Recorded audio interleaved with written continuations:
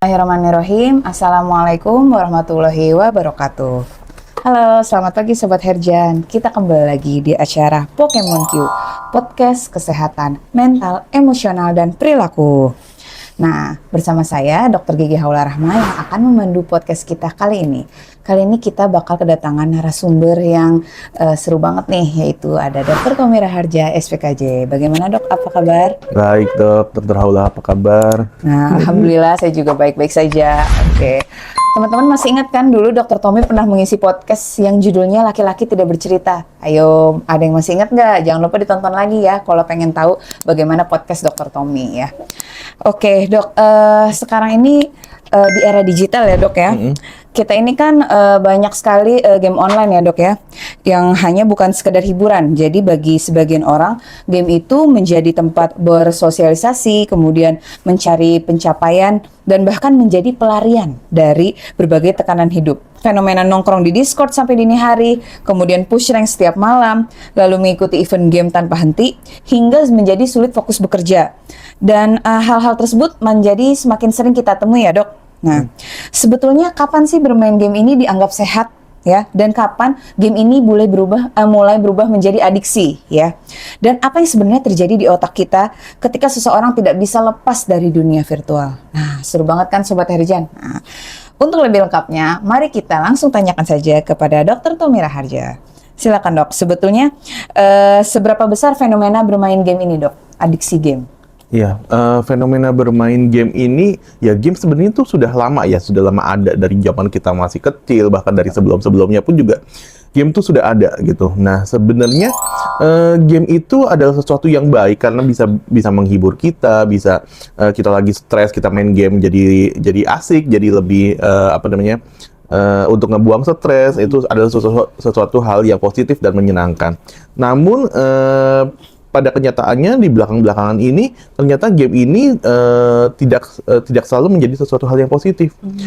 Justru malah penggunaan game yang berlebihan itu seringkali justru malah menimbulkan hal yang negatif seperti tadi Dr. Haula bilang, bisa menimbulkan adiksi, kontrol waktu terhadap game itu juga bisa jadi terlalu berlebihan dan sebagainya. Nah, fenomena game online tentunya sebenarnya ada game online, game offline itu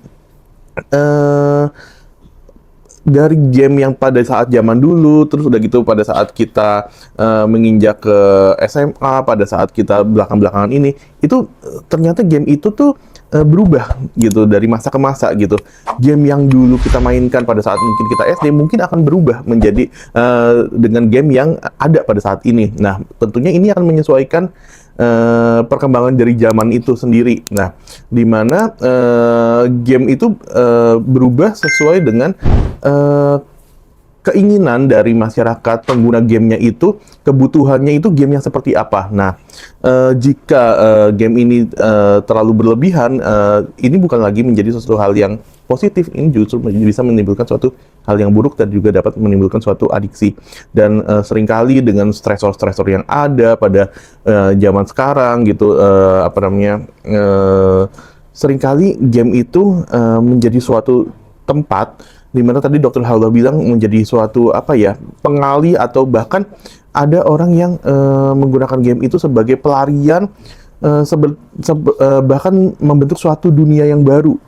Dunia yang baru di mana dunia ini seolah-olah menjadi dunia yang nyata, padahal ini adalah dunia yang hanya dunia di game gitu. Tetapi itu justru terbalik antara dunia nyata dan dunia di game itu sendiri. Nah, ini yang akan menjadi masalah kalau misalnya itu sampai terjadi. Baik dok, jadi sebetulnya kan sudah banyak nih dok nih game-game yang sangat populer nih. Ada berbagai jenis game nih, mungkin Sobat Herjan di sini juga banyak yang main ya. Ada ada Mobile Legends ya, kemudian Honor of Kings ya, terus ada League of Legends ya, dan Terus ada juga yang Battle Royale, yang FPS ya, Dok ya, game-game FPS kayak PUBG, Free Fire ya tuh. Ada lagi game RPG, role play games ya, banyak, ada Genshin Impact, Honkai. Kemudian ada juga game yang sports ya, atau e-sports seperti PES, eFootball ya. Dan itu baru jenis-jenis gamenya, belum lagi konsol gamenya ya. Konsol gamenya mungkin dokter dulu main PS1. Main. Main. Sekarang udah sampai PS5. PS5, PS1, PS2, PS3, PS4, PS5 ya dok ya. Dari sebanyak game itu, sebetulnya gamenya itu tidak salah ya dok? Nggak Ya, salah. gamenya itu tidak salah ya, jadi bukan masalah pada gamenya ya. Dan yang menjadi perhatian bagaimana seseorang bisa menggunakan game tersebut ya dok. Nah tapi banyak juga orang yang berkata sih cuma hobi kok, cuma hobi bermain game. Tapi gimana kita bisa membedakan yang mana hobi, yang mana sudah adiksi? Seperti itu dok. Nah, kalau hobi itu kan basicnya kan semua orang seharusnya punya hobi gitu, dan hobi itu sesuatu yang bagus. Saya juga punya hobi dan kebetulan juga bermain game adalah salah satu hobi saya. Nah, kapan itu disebut hobi, kapan itu disebut sudah adiksi atau ketagihan atau berlebihan dan sebagainya. Nah, kalau hobi, pada saat kita bermain game, itu kita merasakan senang. Tetapi senangnya itu bukanlah suatu keharusan. Jadi, kita masih bisa berhenti. Oke, kita merasa senang, tapi ada suatu kewajiban yang seharusnya kita lakukan. Hobi itu bisa dihentikan. Kapan aja dia bisa stop, bisa dihentikan gitu. Dan basicnya dalam otak kita, hobi itu hanyalah suatu kesenangan, bukan suatu keharusan. Nah, berbeda dengan adiksi. Adiksi, oke, pada saat kita bermain suatu game, kita merasakan lebih nyaman, lebih tenang, lebih senang dan sebagainya. Tetapi itu basicnya bukan lagi suatu yang bisa di stop kapan aja. Itu menjadi suatu kewajiban, suatu keharusan. Kayak contoh misalnya jika tidak bermain game, kok ada perasaan yang gelisah, perasaan yang nggak nyaman. Terus pada saat tidak bermain game, sedikit-sedikit ingin melihat gamenya itu, sedikit-sedikit kepikiran tentang aplikasinya, dibuka terus gitu. Yang ngomongnya kan cuma sekedar hobi, toh juga gamenya itu kan yang kita nggak perlu taktek ya, harus dia jalan sendiri tuh, autopilot gitu. Nah, autopilot gitu orang kan juga gamenya juga jalan sendiri gitu. Tapi coba aja kayak begitu, kita misalnya lagi ngerjain sesuatu, dalam otak kita kan dikit-dikit udah nyampe belum ya rewardnya, udah nyampe belum ya apapun yang kita mau capai, levelnya udah level berapa gitu. Betul, nah betul. Itu jadi karena game itu yang game-game ya seperti saya bilang tadi, game zaman dulu dengan game zaman sekarang tuh berbeda banget. Game zaman sekarang itu sering kali bahkan gimana ya, gamenya itu kayak dibuat untuk membuat seseorang itu benar-benar itu ya dok ya, secara visual grafis aja sudah sangat real ya dok ya, dan pengen kayak orang tuh 24 jam hidup di dunia game itu. pengen depan situ terus ya. Nah, kalau itu sampai ya seperti saya tadi bilang, kalau sampai terbalik ini dunia nyata dengan dunia game, tidak bisa ini, itu ya. Nah, itu adiksi itu seperti itu Sampai gitu. Jadi itu. Jadi malah jadi kebalik gitu antara dunia nyata dan dunia gamenya itu sendiri. Oh, jadi sebetulnya apa yang terjadi di otak kita dok ketika seseorang itu mengalami adiksi game? Nah, itu kan berhubungan dengan neurotransmitter di otak. Biasanya tuh berhubungan dengan dopamin. Dopamin itu kalau misalnya pada saat kita main game, itu dopamin itu akan meningkat. Biasanya seperti itu. Nah, dopamin sendiri itu akan membawa suatu suasana yang senang, suasana yang nyaman lah intinya untuk pikiran kita, untuk perasaan kita. Nah, tetapi tidak sesederhana itu gitu. Jadi nanti ini akan berhubungan dengan reward system di otak kita, di mana otak itu akan menagih terus gitu. Kalau misalnya ini stimulusnya itu tidak ada, otak akan mana nih? Stimulus yang menyenangkan itu mana nih? Nah, sistem sampai dia itu main game itu sampai adiksi. Pola adiksi itu sebenarnya mirip atau hampir sama lah. Adiksi, entah itu adiksi zat, entah itu adiksi game, judi online dan sebagainya. Awal-awal dia itu akan menimbulkan suatu perasaan senang. Jadi kita bilang ini misalnya ada garis lurus gitu. Ini ada suatu perasaan yang tidak menyenangkan. Di atas itu perasaan yang menyenangkan. Nah, jadi pada saat kita awal-awal bermain game, grafiknya tuh akan naik gitu. Kita akan senang gitu. Terus udah gitu, begitu nggak main game, kita kan biasa lagi di tengah-tengah gitu. Tapi lama-kelamaan, nanti setelah berapa kali main game gitu, udah lama gitu, rasa senangnya itu masih senang, tapi nggak sesenang yang di awal gitu. Akan senang, terus udah gitu dia nanti pada saat nggak main game, dia akan mundurnya bukan lagi ke garis normal, Dok. Gitu. Dia akan mundurnya ke garis yang di bawah normal, gitu. Jadi, nah, begitu di bawah normal, otomatis kita akan ngerasa, aduh aku butuh nih. Udah mencari-cari. Nah, terus udah gitu dia akan main game lagi, terus udah gitu dia naik lagi, tapi senangnya tuh akan nggak sampai di atas lagi. Senangnya seneng tapi terus semakin ke bawah gitu.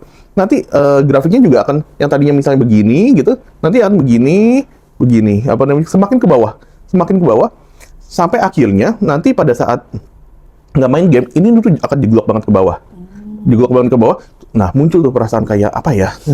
Gelisah. Sakau lah gitu. Kalau nggak main game tuh rasanya gelisah, cemas. Kayak aku pengen main game gitu. Terus udah gitu, betul. nanti pada gitu main game, dia akan balik lagi ke misalnya normal atau di bawah normal. Nah, pada saat itu bermain game itu bukan lagi sesuatu hal yang menyenangkan, Dok. Tetapi justru bermain game itu untuk mencapai kondisi yang biasa aja. Oh, malah Nah, di gitu. situ pola adiksi itu seperti itu kira-kiranya. Dia akan menjadi pola biasa aja. Nah, tetapi nanti pada saat dia itu main game terus udah gitu ke biasa aja, terus turun lagi, nanti begitu balik lagi main game lagi, dia ke di bawahnya biasa aja. Nah, di situ ini akan nagihnya akan semakin hebat lagi. Nah, di situ akan menjadi peningkatan dari waktu bermain game dan sebagainya.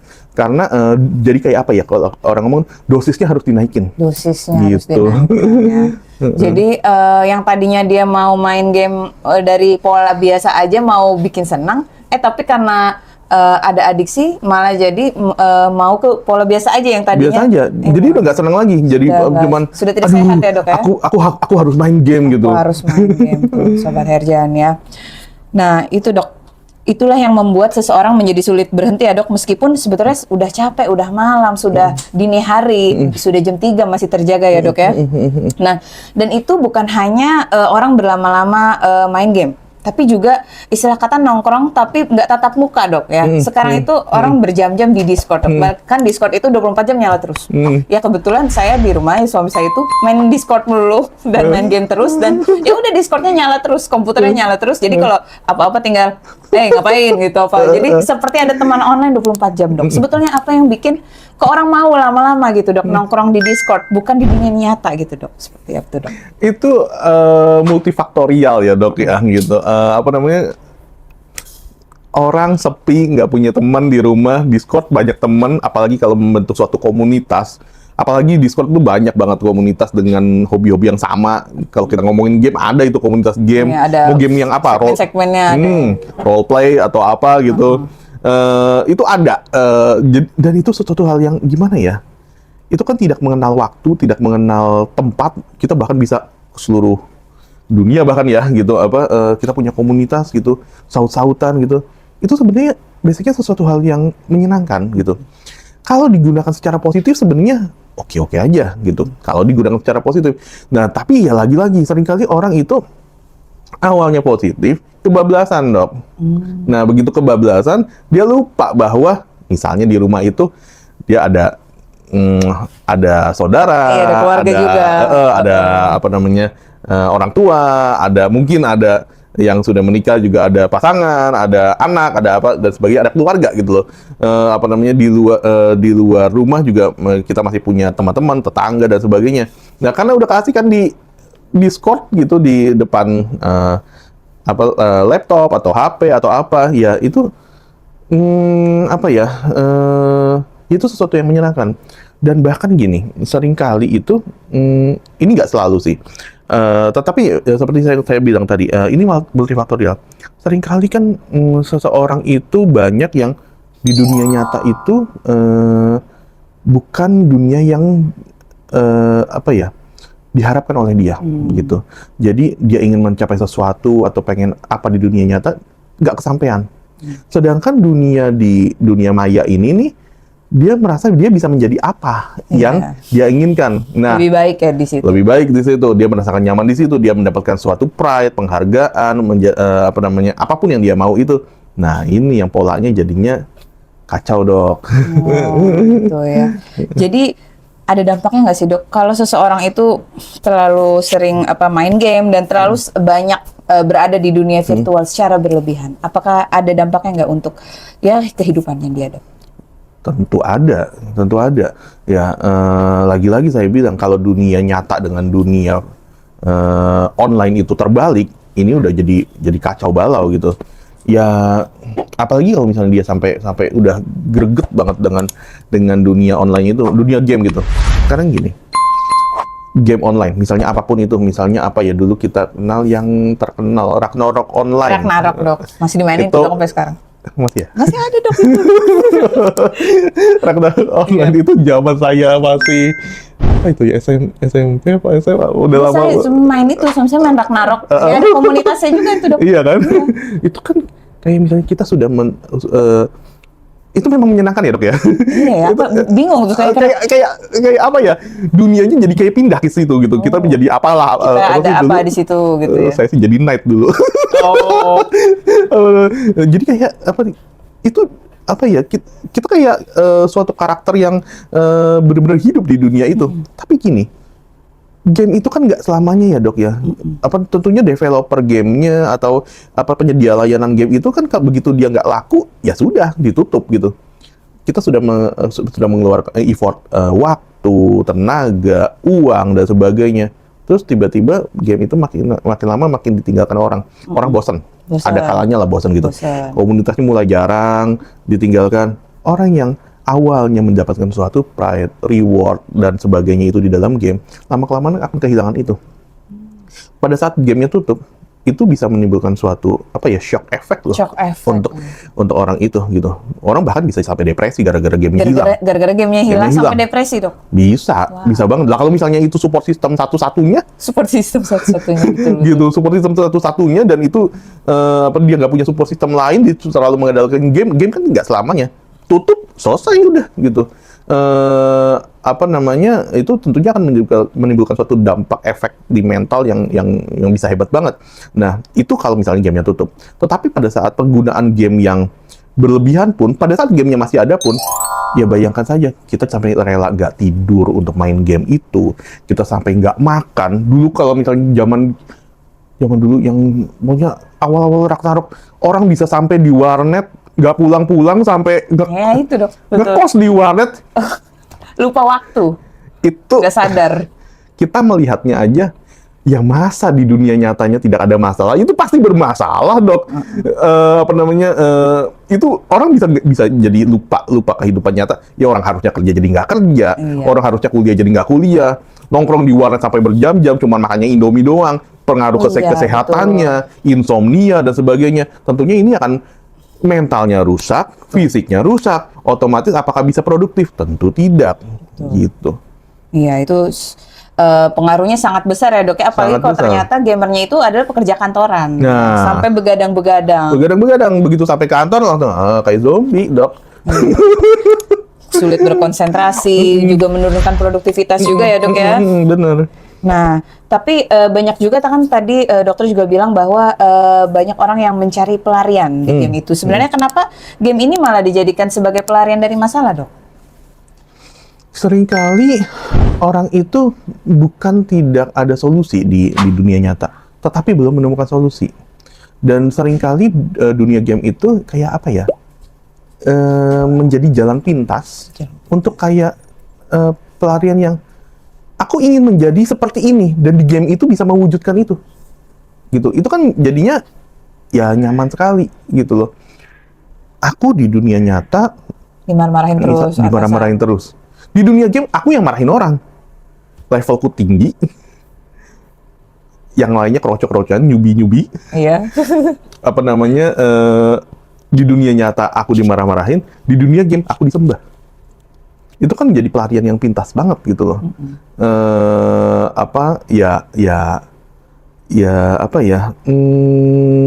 Bisa menjadi suatu karakter yang lain yang diimpikan dengan cara waktu yang sesingkat mungkin. Iya. Kalau di dunia nyata kan aku untuk mencapai sesuatu itu kan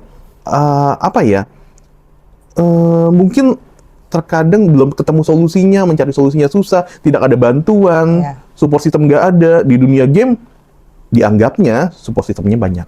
Iya. Seperti itu. Seperti kalau di game MOBA gitu ya dok.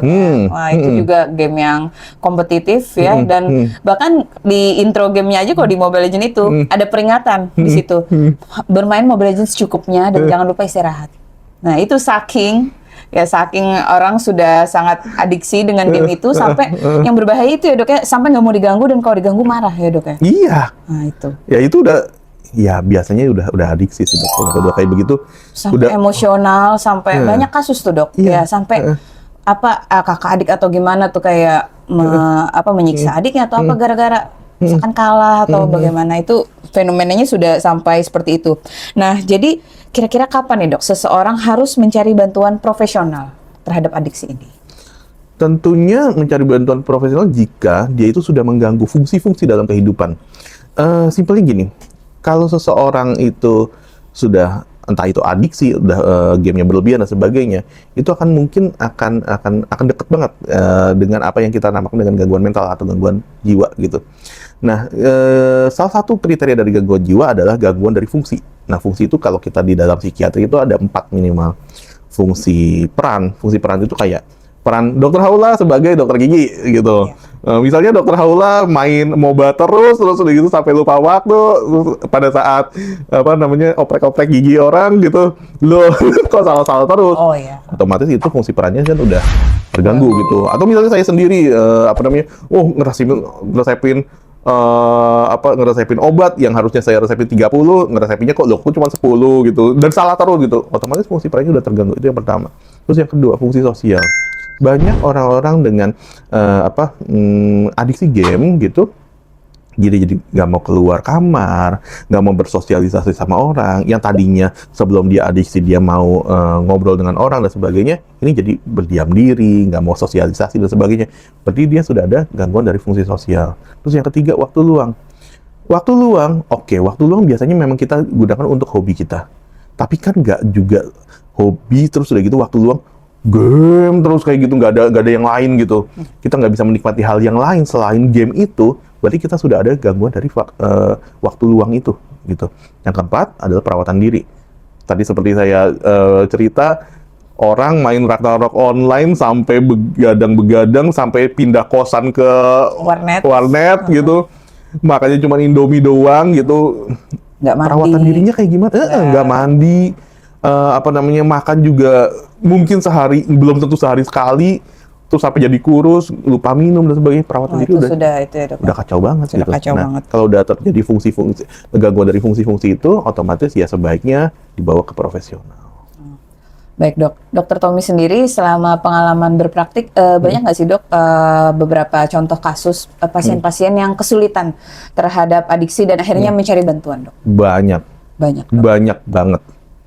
Banyak banget, apalagi ya semakin lama kayaknya semakin banyak, karena gamenya pun juga ya seperti saya bilang, gamenya pun juga berkembang dok. Kalau dulu kan zaman kita SD paling apa, Mario Bros. Mario mainnya Nintendo dulu kan, lama-lama ada PS aja kan udah kayak kita mengenal sistem RPG gitu. Tadi dokter sempat bilang Final Fantasy itu RPG kan itu kan kayak misalnya kita main Final Fantasy berapa lah. Iya udah nomor berapa ya, zaman itu udah nomor sekian, sekarang 16. Waduh. Kan kita kayak sistem RPG kita kan dirancang untuk membayangkan kita menjadi main karakternya itu, kita punya geng, punya grup gitu, terus udah gitu kita seolah-olah hidup di dalam dunia fantasinya itu, dunia di dalam Final Fantasinya itu gitu ya. Terus udah gitu berkembang lagi RPG, terus udah gitu dijadikan online gitu. Terus udah jadinya kita nggak cuma ngikutin alur cerita, tapi kita bahkan bisa membuat cerita itu sendiri. Gitu. Nah, sebenarnya game tuh macam-macam. Ada yang role play, yang sekarang kayak adventure juga kayak apa, Dungeon and Dragon gitu atau apa gitu. God of War main juga. God of War itu ya dok ya, sekarang udah sampai PS5 ya ada God of War ya dok. Ada, itu juga. ya bikin gitu. Penasaran ya dok, tiap level nih misalkan sudah menyelesaikan level ini, terus kayak ke tahap selanjutnya ya akhirnya ya udah kita istirahat dulu, tapi itu malah jadi kepikiran, bikin penasaran. Nanti pada saat kita istirahat makan, di bayang-bayangannya tuh masih nyantol tuh God of War Kratos kan? Iya, Kratos. masih nyantol kontrol tuh Kratosnya. Abis ini gue mau ngapain gitu, apa mau ngebunuhin dewa siapa kan gitu kan gak tahu. Membunuh dewa siapa? Kepikiran lagi makan Iya kan? kepikiran ya dok. Iya itu ya kayak begitu kan jadi kayak gimana makan aja nggak bisa, yang harusnya kita bisa nikmatin nasi goreng kita ini jadi kan hambar tuh nasi gorengnya, jadi kayak ya udah makan cuma sekedar makan, nggak bisa enjoy lagi gitu ya, itu yang udah nggak bener lah itu. Oke dokter, ya. Jadi ada tips nggak sih dok? Gimana caranya kita bisa menjadikan game itu sebagai hobi saja ya, tidak sampai adiksi, hobi yang sehat dok? Ada tips nggak dok? Gunakan waktu untuk bermain game itu secara secukupnya, bukan berlebihan gitu. Kita harus bisa membatasi. Memang bermain game itu sesuatu yang menyenangkan, tetapi di mana kayaknya aku udah mulai kok nggak main game kok udah ada rasanya kok kayak nagihnya gitu. Nah itu susah warning tuh, hati-hati jangan sampai itu berlebihan gitu. Kita harus rem lah, kita harus punya kontrol. Kita harus punya kontrol diri di mana sebelum semuanya itu terlambat. Karena kalau misalnya itu diterusin, ya seperti saya bilang tadi, ceritanya bukan lagi akan mencari kesenangan, tetapi ceritanya nanti nggak main game, ya kita akan gusar, kita akan gelisah. Bermain game bukan lagi menjadi suatu kesenangan, tetapi akan menjadi suatu keharusan. Keharusan, kebutuhan. Itu seperti itu, gitu. Baik dok. Kalau di Rumah Sakit Suharto Herjan sendiri dok, bisa nggak kita menangani beberapa pasien-pasien yang mengalami adiksi dok? Boleh dijelaskan dok, ada perawatan apa di sini? Oh macam-macam dok, tergantung dari adiksinya sudah sampai tahap mana gitu loh.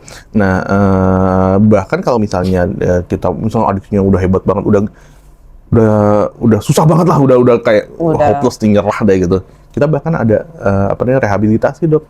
Kita bisa direhab, nanti di gedung rehabilitasi, ya nanti kita akan menggunakan, ada psikoterapinya, ada sesi konseling, terus udah gitu juga mungkin misalnya memang dibutuhkan obat-obatan karena pada saat orang dengan adiksi kita rehab, terus udah gitu dia tidak mendapatkan sesuatu yang stimulusnya itu, tentunya kan ada perasaan gelisah atau gimana, terkadang kan membutuhkan obat juga untuk kayak meredam. Itu jadinya lepas dari hal itu lebih gampang gitu. Nanti pelan-pelan pada saat dia sudah bisa mengatasi ketagihannya itu, otomatis obat akan kita turunin pelan-pelan. Kayak kita memberikan substitusinya dulu lah gitu, zat kimia di otaknya itu. Gitu. Sebenarnya banyak yang bisa kita lakukan, dan ya kita bahkan punya rehabilitasi untuk pasien-pasien dengan adiksi.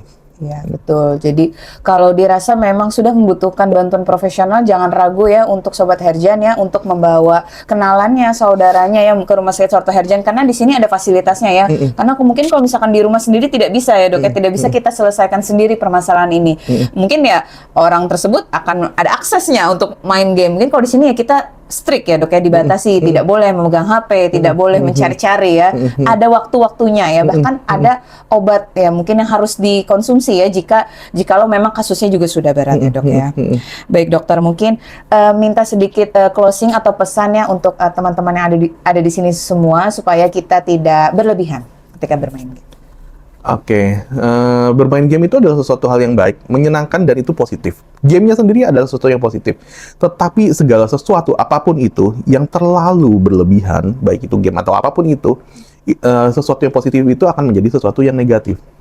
Tidak ada sesuatu yang terlalu itu berarti baik gitu. Semua yang terlalu itu tentunya akan menimbulkan suatu hal yang negatif. Jadi gunakanlah game dengan bijak, sesuai dengan kebutuhan dan secukupnya aja. Bermain game itu oke-oke aja dan itu baik, tetapi tidak berlebihan, dan kita harus mempunyai kontrol waktu atas diri kita dalam bermain game. Jangan sampai game itu mengatur hidup kita, tetapi kita yang mengatur game itu. Game diciptakan bukan untuk mengatur kita, tetapi untuk kesenangan kita. Ya, Masya Allah, benar-benar ya pesan dari Dr. Tommy ya untuk kita semua ya, supaya kita dapat memanfaatkan game dengan baik dan tidak menjadi adiksi ya. Baik, terima kasih kepada Dr. Tommy Raharja atas ilmu dan edukasi yang sangat bermanfaat. Sobat Sehat, hari ini kita belajar bahwa bermain game bukanlah masalah. Yang perlu diperhatikan adalah ketika game, Discord, dan dunia digital mulai menggeser fungsi kehidupan nyata kita. Baik, saya Dr. Gigi Haula Rahma pamit undur diri. Jangan lupa untuk teman-teman Sobat Herjan, untuk selalu memantau media sosial kita di bawah ini ya, karena akan ada lagi nanti podcast-podcast yang menarik ya dok ya. Terima kasih dokter ya. Sama-sama, Dok. Saya pamit undur diri dulu. Wassalamualaikum warahmatullahi wabarakatuh. Dadah.